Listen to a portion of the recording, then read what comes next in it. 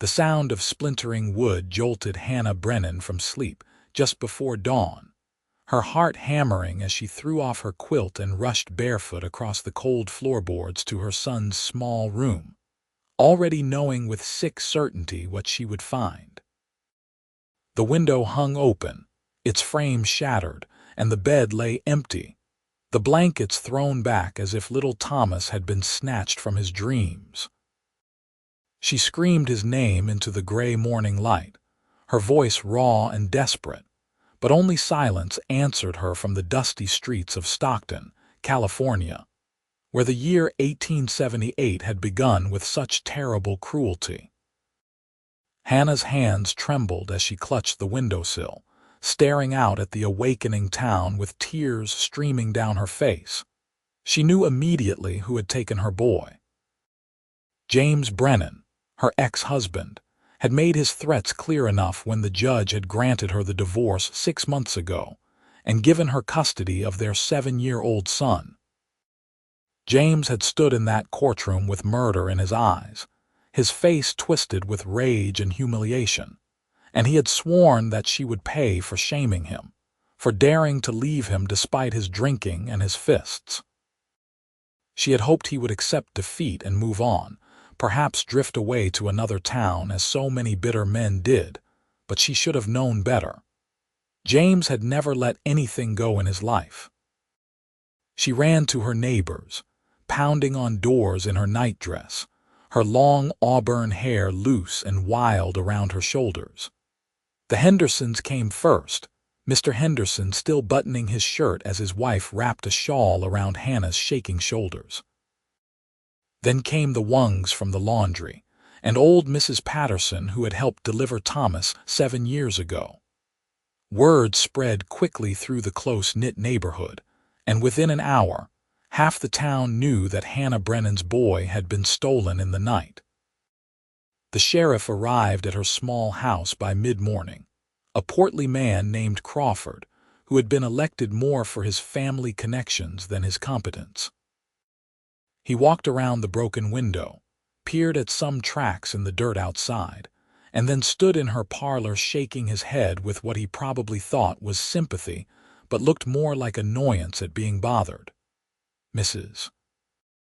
Brennan, I understand you are upset, but this is a matter between a father and son," Sheriff Crawford said, his thumbs hooked in his belt.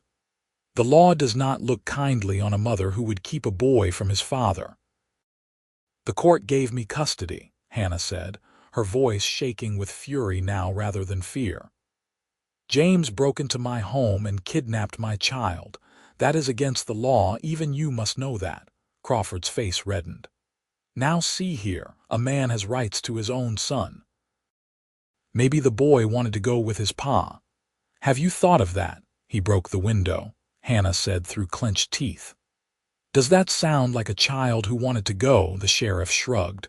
"Could have been an accident. Boys break things all the time." "I will make a note of your complaint, Mrs. Brennan, but I have actual crimes to investigate. If your ex-husband took the boy, they probably have not gone far. Give it a few days and he will bring him back when he gets tired of caring for him."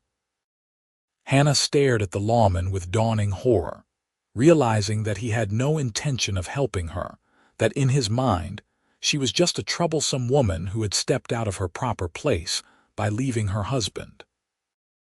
When Crawford left, tipping his hat to her as if he had been helpful, she sank into her rocking chair and wept until she had no more tears left. But grief could only sustain itself for so long before it transformed into determination. By noon, Hannah had dressed in her most practical clothing, pulled her hair back in a severe bun, and begun asking questions throughout Stockton. She went to the livery stable where James had sometimes worked when he was sober enough to hold a job. The stable master, a kind-faced man named Charlie, told her that James had come through just after midnight with a horse he must have stolen or borrowed, and that he had a child wrapped in a blanket across the saddle. "Which way did he go?" Hannah demanded. Charlie pointed east, toward the foothills of the Sierra Nevada. headed up into the high country, looked like. "Mrs. Brennan, I am sorry I did not stop him. I did not know the boy was not going willingly until I heard the news this morning. James said they were going on a camping trip." Hannah thanked him and moved on, gathering what information she could. At the general store, she learned that James had bought supplies 2 days ago, enough for a long journey. At the saloon where he had spent so many nights drinking away his wages, the bartender told her that James had been talking about a mining camp up in the mountains, a place called Silver Ridge, where the law was even more distant than in Stockton, and where a man could disappear if he wanted to. With this knowledge, Hannah faced a terrible choice. She could wait and hope that the sheriff would eventually act, or that James would return Thomas as Crawford had suggested, but every instinct in her body screamed that waiting meant losing her son forever.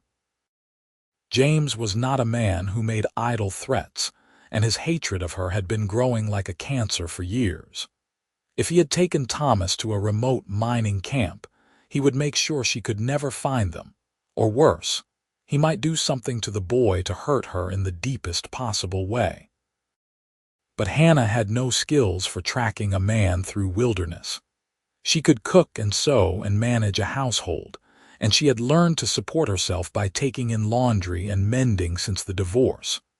But she had never learned to ride well, to follow a trail, or to survive in the mountains.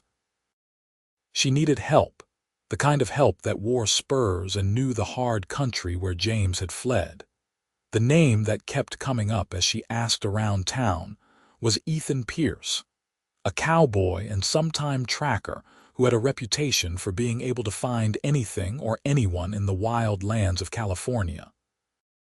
People spoke of him with a mixture of respect and wariness, saying he was a man who kept to himself, but who could follow a trail that was days old and bring back stolen horses or locate lost prospectors. Some said he had been a soldier once, others that he had ridden with one of the big cattle outfits in Texas before drifting west. What everyone agreed on was that if anyone could track James into the mountains, it was Ethan Pierce. Hannah found him that afternoon at a small ranch on the outskirts of Stockton, where he was helping repair a corral. He stood stripped to his shirt sleeves in the October sun, his dark hair damp with sweat as he hammered a post into place. He was perhaps 30 years old, tall and lean with the weathered face of a man who spent his life outdoors. When he looked up at her approach, she saw that his eyes were a startling gray, the color of storm clouds, and they held a wariness that spoke of hard experience. "Mr. Pierce," she said, her voice steadier than she felt. "My name is Hannah Brennan. I need your help." He set down his hammer and wiped his hands on his worn denim pants, studying her with those watchful eyes. "Madam," he said, his voice a low rumble, "what kind of help?" She told him everything, the words spilling out in a rush, her desperation making her bold. She explained about the divorce, about James's threats, about the broken window and the sheriff's refusal to act. She described what she had learned about James's direction and destination, and she watched Ethan's face as she spoke, trying to read his reaction. When she finished, he was quiet for a long moment. Then he said, "Silver Ridge is rough country, Mrs. Brennan. If your ex-husband has gone there, he has gone to ground where most lawmen would not bother to follow. It will take days to reach it, and there is no guarantee I can find your boy once we get there." "But you can try," Hannah said, hearing the plea in her own voice and not caring. "Everyone says you are the best tracker in these parts. I can pay you." She reached into her pocket and pulled out a small leather pouch, her savings from months of work, perhaps $40 in coins and bills. "It is all I have, but it is yours if you bring my son home." Ethan looked at the money, then back at her face. Something shifted in his expression, a softening around his eyes. "Keep your money," he said quietly. "I will find your boy." Hannah felt her knees go weak with relief. "Thank you," she whispered. "Thank you so much. When can we leave?" He frowned. "We? Mrs. Brennan, you cannot come with me. The trail will be too hard, and if there is trouble when I find your ex-husband, you do not want to be there." "Thomas is my son," Hannah said, steel entering her voice. "I have already lost him once. I will not sit in town waiting and wondering." "I am going with you, Mr. Pierce, whether you agree to guide me or not." Ethan studied her for a long moment, and she met his gaze without flinching. She saw the moment he accepted that she would not be dissuaded. He sighed and nodded. "All right. But you do what I say when I say it, no arguments. We leave in 2 hours.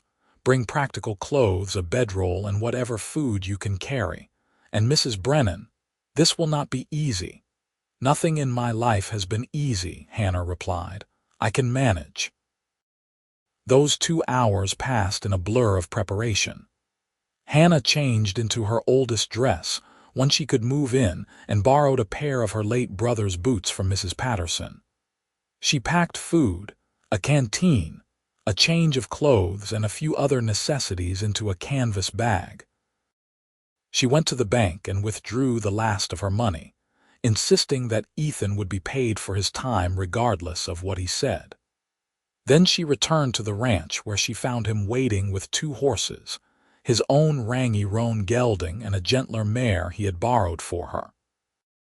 They rode out of Stockton as the afternoon sun began its descent toward the coastal hills in the west. The town fell away behind them, and the land opened up into rolling oak-studded grassland that gradually gave way to steeper terrain as they approached the foothills. Ethan set a steady pace, not so fast that Hannah could not keep up, but swift enough that she knew he was serious about making good time. For the first few hours, they rode mostly in silence. Hannah had not spent much time on horseback, and she concentrated on staying in the saddle and not slowing them down. But as the land rose around them and the air grew cooler with elevation, she began to notice things about her companion. He moved with an easy confidence in the saddle, his body responding to the terrain with unconscious grace. His eyes were never still, always scanning the trail ahead and the land around them, reading signs she could not begin to interpret.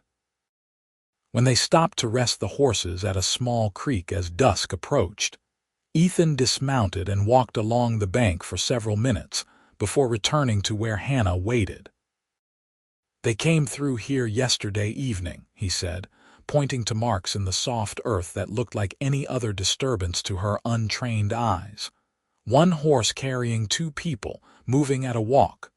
The boy was still with him then." "How can you tell all that?" Hannah asked, both impressed and grateful. "The depth of the tracks, the spacing, the way the horse was moving," Ethan said, kneeling to show her. "See here, the print is deeper than a horse carrying just one man would make.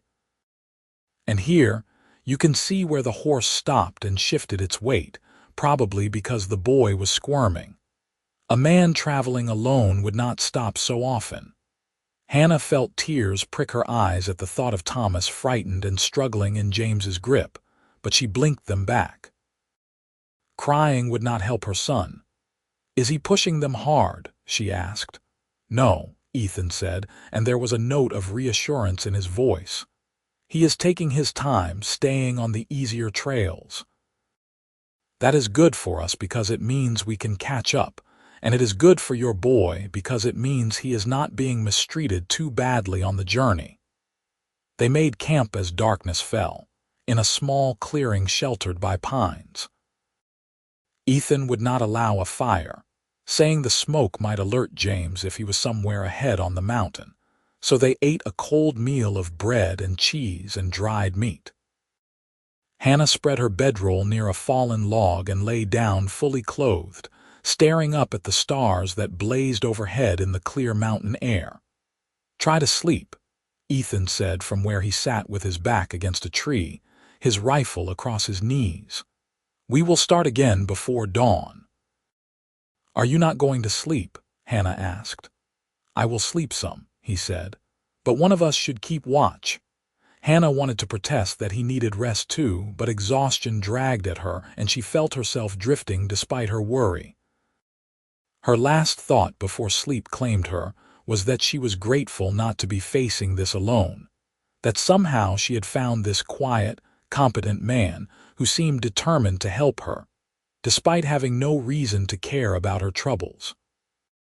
She woke to Ethan's gentle hand on her shoulder and the pre-dawn gray light filtering through the trees. They ate quickly and were on the trail as the sun broke over the eastern ridges, painting the mountains in shades of gold and amber. The terrain grew steeper and more rugged as they climbed, the trail narrowing to a rocky path that wound between boulders and stunted pines. By midday, they reached a small settlement, little more than a cluster of cabins where a few hardy souls scratched out a living hunting and cutting timber. Ethan spoke to an old man who was splitting wood outside one of the cabins while Hannah waited with the horses. The conversation was brief, and when Ethan returned, his face was grim. "James came through here this morning, just a few hours ago," he said. "He stopped to buy some whiskey." The man said the boy looked scared but unharmed. "This morning." Hannah felt a surge of hope. "We are that close." "Close enough," Ethan agreed. "But we have to be careful now. If he knows we are following, he might do something desperate." They pushed on, and now Ethan moved with even greater caution, often dismounting to study the trail and sometimes leading them off the main path to circle around exposed areas. The sun climbed toward its peak and began its descent again, and Hannah felt every hour like a weight on her chest. So close, they were so close, but what if they were too late? What if James had already reached Silver Ridge and disappeared into that lawless place? As if reading her thoughts, Ethan reined in his horse and turned to look at her. "We will find him, Mrs. Brennan," he said, and the certainty in his voice helped steady her fraying nerves. "Your boy is going to be all right." "Why are you doing this?" Hannah asked suddenly. "You do not know me. You have no reason to care about my troubles. Yet here you are, tracking through the mountains for a woman who cannot even pay you properly." Ethan looked away, his jaw tightening. For a moment she thought he would not answer, but then he said quietly, "I had a family once, a wife and a daughter. They died of fever while I was away working a cattle drive. I got back too late to even say goodbye." He paused, and when he continued, his voice was rough with old pain. "I know what it is to lose someone you love. If I can help you get your boy back, maybe it means something. Maybe it matters." Hannah felt her heart ache for this man who carried such sorrow beneath his quiet exterior. "I am so sorry," she said softly. "How long ago?" "5 years," Ethan said. "Long enough that the pain is not so sharp anymore, but it never really goes away. You just learn to live with it." He looked at her then, and she saw something in his eyes that made her breath catch, a connection forming between two people who had both known loss and survived it. "But that is not going to happen to you, Mrs. Brennan. You are going to get your son back." They rode on, and the afternoon shadows grew long. Then, as they rounded a bend in the trail, Ethan suddenly held up his hand and slid from his saddle, motioning for Hannah to do the same. He tied the horses to a tree and moved forward on foot, crouching low, and Hannah followed as quietly as she could. Through the trees ahead, she heard voices. One of them, raised in anger, was horribly familiar. "James." Ethan and Hannah crept forward until they could see into a small clearing where a campfire burned.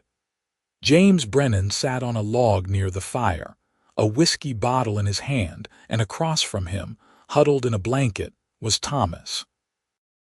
Even from this distance, Hannah could see that her son had been crying, his small face streaked with tears and dirt. "Stop your sniveling," James snarled at the boy. "You are acting like a baby.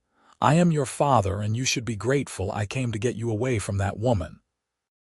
"I want to go home," Thomas said, his voice small and broken. "I want Mama." James surged to his feet, and for a terrible moment Hannah thought he would strike the child, but he only threw the bottle against a tree where it shattered. "Your Mama does not want you," he said viciously. "She only kept you to hurt me, but you are my son, and you are going to learn to act like it." Hannah started forward, a cry of rage rising in her throat, but Ethan's hand clamped over her mouth and he pulled her back. He leaned close and whispered directly in her ear, "Not yet. He is drunk and angry. We have to wait until he passes out or we risk him using the boy as a hostage." It was the hardest thing Hannah had ever done, crouching in the trees watching her son suffer while she did nothing, but she knew Ethan was right. James had always been dangerous when he was drinking, unpredictable and violent. If they confronted him now, Thomas could be hurt. They waited as the evening darkened into night and James continued to drink. Thomas eventually cried himself to sleep on the ground, still wrapped in his blanket, while James sat staring into the fire and muttering to himself. Hannah's legs cramped from staying still, and mosquitoes bit at her exposed skin, but she did not move. Beside her, Ethan remained motionless, patient as stone, his eyes never leaving the camp. Finally, after what felt like hours, James toppled sideways onto the ground and began to snore, the empty whiskey bottle rolling from his slack hand. Ethan waited another 10 minutes, watching for any sign that it was a trick, and then he moved forward with Hannah right behind him. They crossed the clearing silently. Ethan went to James first, kicking away the rifle that lay near the unconscious man and checking him for other weapons. Then Hannah was at Thomas's side, gathering her son into her arms, and the boy woke with a start. "Mama," he whispered, his eyes wide with disbelief and hope. "Yes, baby, it is me," Hannah said, tears streaming down her face as she held him tight. "You are safe now. I am here." Thomas began to cry, clinging to her with desperate strength, and Hannah rocked him and murmured soothing words while Ethan worked quickly to secure James with rope, binding his hands and feet even though the man was dead drunk and unlikely to wake for hours. "We need to move," Ethan said quietly. "Get him on a horse. We will put some distance between us and this place before morning." Hannah carried Thomas back to where they had left their horses, the boy's arms wrapped around her neck and his face buried against her shoulder. Ethan followed with James's horse and gear, leading them away from the camp. They walked for an hour through the darkness, following the trail back the way they had come, before Ethan finally allowed them to stop in another sheltered spot. He built a small fire this time, and Hannah sat close to it with Thomas in her lap, checking him over for injuries. He was bruised and frightened, exhausted and hungry, but otherwise unharmed. She fed him some bread and gave him water, and slowly the boy's tears subsided and he began to tell her what had happened. James had broken the window and grabbed him from his bed, threatening him into silence. They had ridden all night and most of the next day, and James had been drinking almost the whole time, growing meaner as the whiskey took hold. He had told Thomas terrible lies about Hannah, saying she did not want him anymore, that she had sent James to take him away. The boy had been too scared to run, too frightened of what his father might do, so he had endured it and hoped someone would come. "I knew you would find me," Thomas said, his small hand clutching Hannah's. "I told myself you would come." "Always," Hannah whispered fiercely.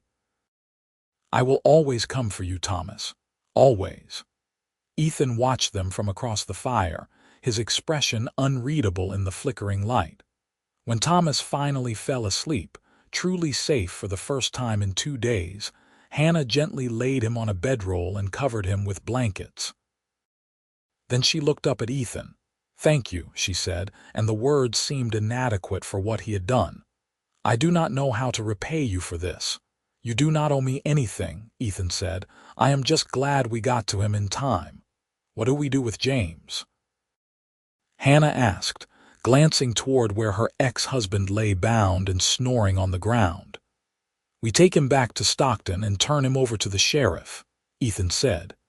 "Even Crawford cannot ignore a kidnapping when we deliver the criminal right to his doorstep. With your testimony and the boys, James will go to prison." Hannah nodded, feeling a grim satisfaction at the thought. Let James face justice for what he had done. Let him rot in a cell where he could not hurt anyone else. They took turns keeping watch through the rest of the night, and when dawn came, they started back down the mountain. James woke around mid-morning with a vicious hangover, cursing and struggling against his bonds until Ethan informed him in a cold, hard voice that if he did not shut his mouth and behave, he would be dragged behind the horse instead of riding on it. Something in Ethan's tone convinced James that this was not an idle threat, and he subsided into sullen silence. The journey back to Stockton took 2 days. They moved more slowly now, careful of Thomas, who was exhausted and still recovering from his ordeal. The boy stayed close to Hannah, hardly letting her out of his sight, and she was equally reluctant to be parted from him even for a moment. But as the hours passed and Thomas began to feel truly safe again, he started to talk more, asking questions about the trail and the mountains, and increasingly directing those questions to Ethan. The cowboy answered with surprising patience, pointing out animal tracks and teaching Thomas how to identify different trees and plants. He carved a small horse from a piece of wood while they rested one afternoon and gave it to the boy, and Thomas clutched it like a treasure. Hannah watched these interactions with growing warmth, seeing how gentle Ethan was with her son, how naturally kindness came to him despite the hard life he had clearly lived. On the second night, after Thomas had fallen asleep, Hannah and Ethan sat together by the fire. The air was cold at this elevation, and she wrapped a blanket around her shoulders, grateful for the warmth of the flames.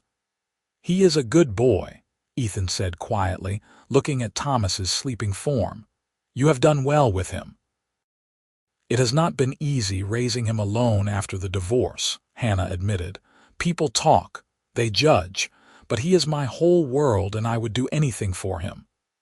"That is clear," Ethan said. "He is lucky to have you." They sat in comfortable silence for a while, and then Hannah found herself speaking, telling Ethan things she had not shared with anyone else.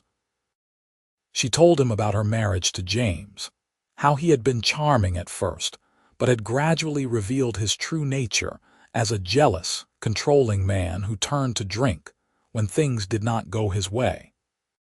She told him about the beatings she had endured, the fear she had lived with, and the immense courage it had taken to finally leave him and petition for divorce.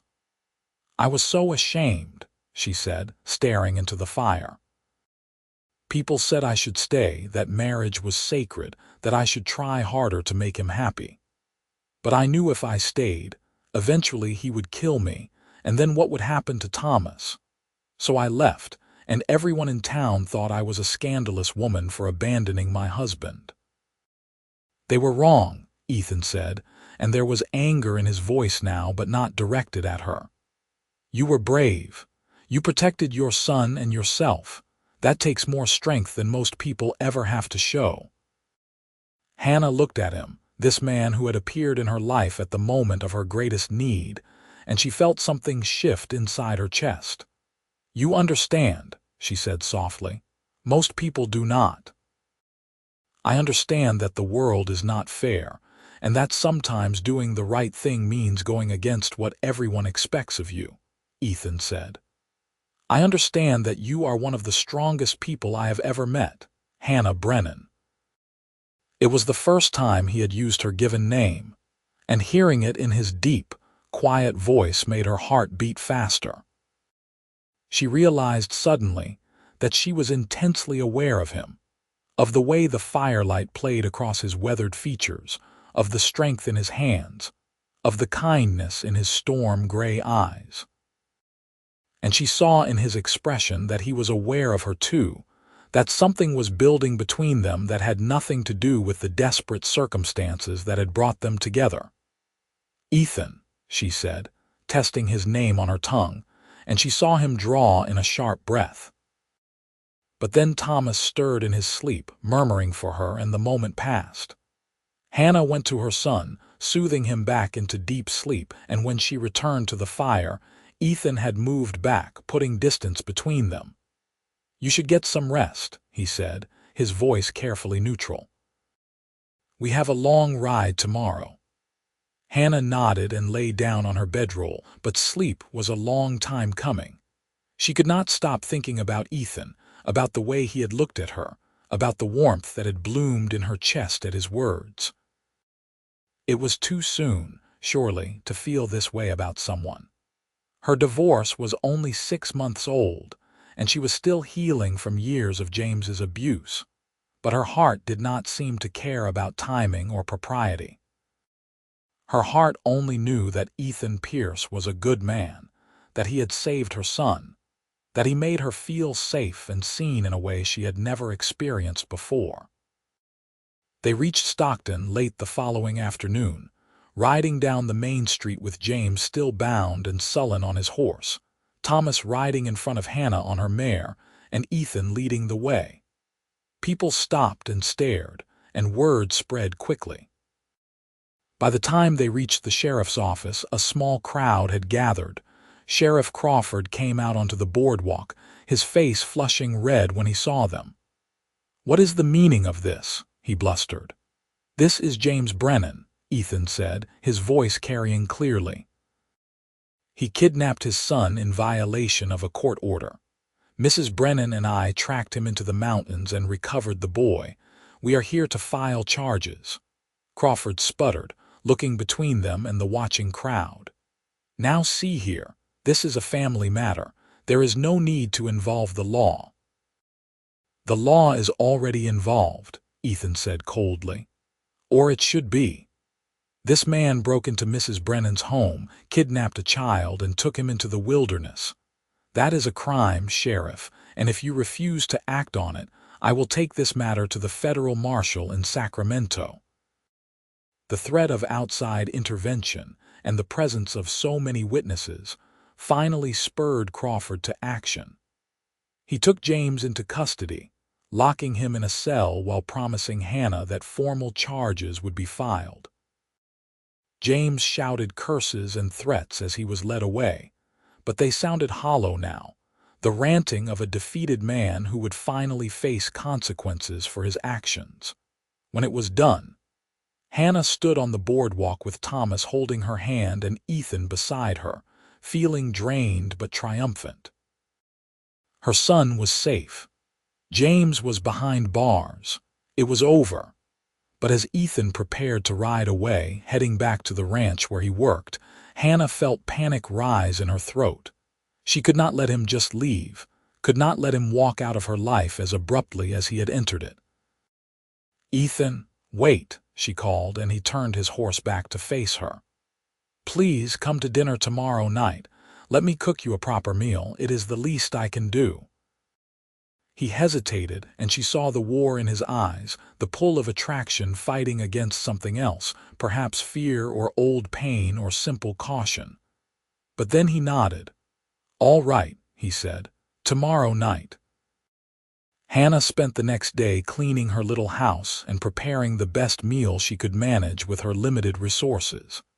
She made a roast chicken with vegetables, fresh bread, and an apple pie from a recipe her mother had taught her.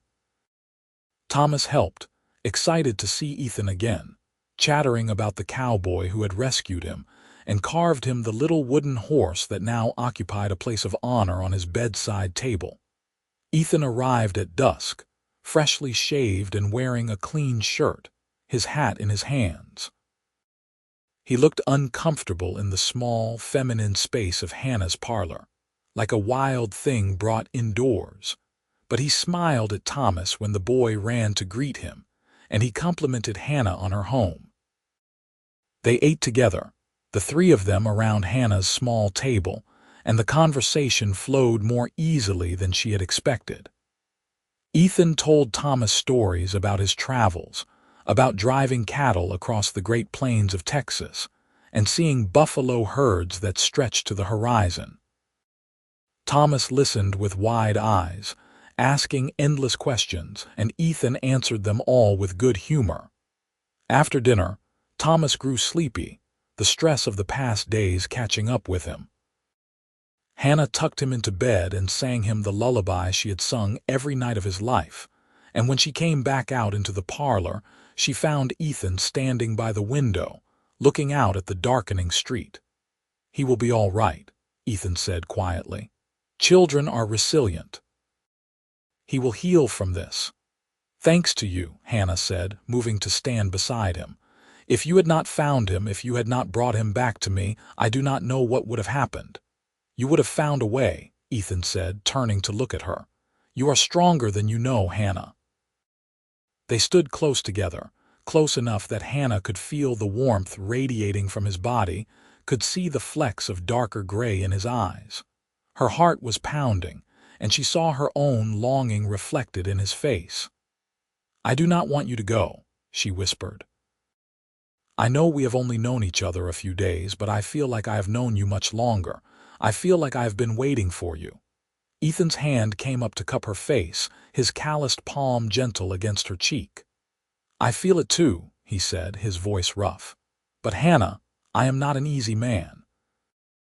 I have nothing to offer you. I am just a drifter who works for wages and moves on when the work is done." "You have yourself to offer," Hannah said, leaning into his touch. "That is enough. That is everything." He kissed her then, a soft, tentative kiss that held years of loneliness and longing. Hannah melted into him, her arms coming up to circle his neck, and the kiss deepened. When they finally broke apart, both of them were breathing hard. "Stay," Hannah said. "Not just tonight. Stay in Stockton. Stay with me and Thomas. Let us see where this goes." Ethan rested his forehead against hers, his eyes closed. "I have been alone for so long," he said. "I do not know if I remember how to be part of a family." "We will figure it out together," Hannah said. "Please, Ethan, take a chance on us." He pulled back to look at her, studying her face as if memorizing every feature, and then he smiled, a real smile that transformed his whole face. "All right," he said. "I will stay."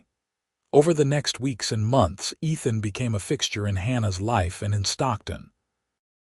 He took a job at the livery stable, working with horses, and he spent his evenings at Hannah's house, sharing meals and conversation. Thomas adored him, following him around whenever possible and learning everything the cowboy would teach him. And Hannah found herself falling more deeply in love with each passing day. It was not always smooth. Ethan carried scars from his past, moments when he would withdraw into himself, lost in memories of the wife and daughter he had lost. Hannah had her own demons, flinching sometimes at sudden movements or loud voices, the legacy of her years with James. But they learned each other's damaged places and handled them with care. They learned to talk about their fears and their hopes. They learned to trust. James went to trial in December, and Hannah testified against him with Ethan sitting in the courtroom for support. Her ex-husband was convicted of kidnapping and sentenced to 5 years in the territorial prison. As he was led away in chains, he looked at Hannah with such hatred that she felt cold, but Ethan's hand found hers and held tight, and she knew she was safe. In the spring of 1879, Ethan asked Hannah to marry him. He did it simply, without grand gestures, on an evening when they were sitting on her front porch watching Thomas play in the yard. He took her hand and said, "I want to be your husband and a father to Thomas, if you will have me." Hannah said yes before he even finished the sentence, tears of joy streaming down her face. They were married in June in a small ceremony at the church, with Thomas standing as Ethan's best man and Mrs. Patterson crying happy tears in the front row. Hannah wore a simple dress of cream-colored cotton, and Ethan wore his best suit, and when the preacher pronounced them husband and wife, Ethan kissed her with such tenderness that Hannah felt her heart might burst from happiness. They bought a small house on the outskirts of town, a place with land where Ethan could keep horses and Thomas could run and play. Hannah continued her work, taking in laundry and mending, proud to contribute to their household, while Ethan built up a reputation as the best horse trainer in the county. Thomas thrived, the trauma of his kidnapping fading as the security of his new family helped him heal. In the summer of 1880, Hannah gave birth to a son they named Samuel, a squalling, red-faced baby who looked like a miniature version of his father. Ethan wept when he held his son for the first time, and Hannah understood that this was a healing moment for him, a chance to be the father he had never gotten to be to his first child. Thomas was initially uncertain about having a baby brother, worried that he would be loved less, but Ethan sat him down and told him seriously that love did not divide, it multiplied. "You are my son just as much as Samuel," Ethan said. "I chose you, and that makes you even more special. I will always be here for you." From that moment, Thomas became the most devoted big brother imaginable, helping with the baby and watching over him with fierce protectiveness. The family grew together, bound not just by blood but by choice and love and the shared knowledge of how precious they all were to each other. 2 years later, a daughter joined them, a tiny girl with Hannah's auburn hair and Ethan's gray eyes. They named her Grace, and she became the darling of the household, doted on by her father and brothers alike. The little house rang with laughter and life, such a stark contrast to the silent, fearful place Hannah's first home had been that sometimes she had to stop and marvel at how much her life had changed. On a warm evening in October of 1883, Hannah and Ethan sat on their porch after the children had gone to bed, watching the sun set over the fields. It was 5 years almost to the day since Thomas had been taken, since Ethan had ridden into Hannah's life and changed everything. "Do you ever wonder what would have happened if we had never met?" Hannah asked, her head resting on Ethan's shoulder. "I try not to," Ethan said, his arm around her. "I do not want to imagine a life without you and the children. You are everything to me, Hannah. You gave me a reason to stop drifting. You gave me a home. You gave me the same," Hannah said softly. "You saved my son, and in doing so, you saved me. You showed me what love is supposed to be, what a real marriage looks like. Every day with you is a gift." Ethan turned to kiss her, and the kiss held all the passion and tenderness of 5 years together, of a love that had been forged in crisis but had grown into something deep and unshakable. When they broke apart, Hannah smiled up at him. "I love you, Ethan Pierce," she said. "I love you too, Hannah Pierce," he replied. "Until the end of my days and beyond." Inside the house, their children slept safe and secure, and the future stretched before them full of promise and possibility. There would be hard times still, because life always held challenges, but they would face them together. The cowboy who had once been a lonely drifter had found his purpose and his peace in the love of this strong, brave woman and the family they had built together. And Hannah, who had once lived in fear and desperation, had found safety and joy in the arms of the quiet man with storm-gray eyes who had tracked through the mountains to bring her son home. They sat on their porch as the stars began to appear overhead, the same stars that had watched over them on that desperate journey 5 years ago. But now those stars shone down on a family that was whole and happy, on a love story that had begun in the wild places of California and had blossomed into something beautiful and lasting. Thomas grew into a fine young man, strong and confident, the trauma of his childhood fading into distant memory. He learned everything Ethan could teach him about horses and tracking, and he became a respected rancher in his own right. Samuel followed in his father's footsteps as a horse trainer, with a particular gift for working with the most difficult animals. And Grace, spirited and clever, became a teacher, the first in the family to pursue formal education beyond the basics. But they all remained close, drawn back regularly to the house where they had been raised, where their parents still lived and still looked at each other with the same love that had sustained them through so many years. Hannah and Ethan grew old together, their hair turning gray, their hands becoming weathered and worn, but their love never diminishing. On their 25th wedding anniversary, their children and grandchildren gathered to celebrate them. Thomas, now married with 3 children of his own, stood to make a toast. He raised his glass and said, "To my mother, who never gave up on me, and to my father," he paused, looking at Ethan with eyes full of love and respect, "who saved us both and showed us what family really means." Everyone cheered and drank, and Hannah felt tears slip down her cheeks as Ethan squeezed her hand. Later that night, when everyone had gone home and they were alone again in their quiet house, Ethan pulled Hannah close. "No regrets?" he asked, a question he had asked her many times over the years. "Not a single one," Hannah replied, as she always did. "You are the best thing that ever happened to me, Ethan Pierce. You and this life we have built together." They stood there in each other's arms, 2 people who had found each other at their lowest moments and had lifted each other up. 2 people who had taken a desperate situation and transformed it into a love story that would be told to their grandchildren and great-grandchildren. A story of courage and determination, and the power of 2 hearts that refused to give up. The Wild West was not always kind, not always forgiving.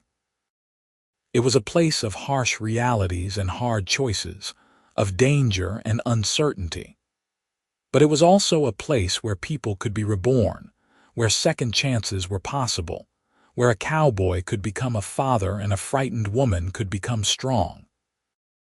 Hannah and Ethan's story was one of those second chances. It was a story that began with a mother's desperate love for her child and a stranger's willingness to help.